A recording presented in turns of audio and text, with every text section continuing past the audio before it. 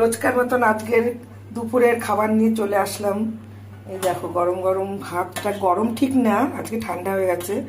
আমাদের তো সকালে রান্না হয়, আমার ছেলে ডিউটি যায়, আমার অনেক সকালে রান্না করতে হয়।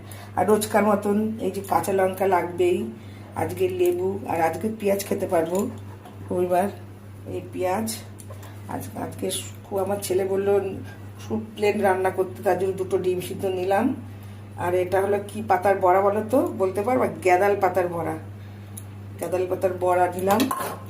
তারপরে আলু মাখা আছে, এই যে এটা আলু সিদ্ধ।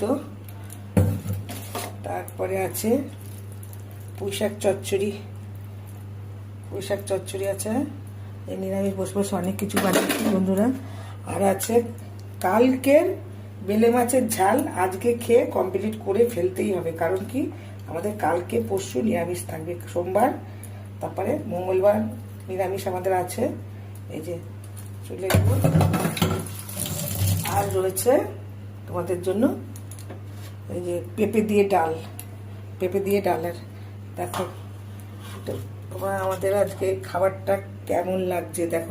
আমার এই আজকে দুপুরের খাবার।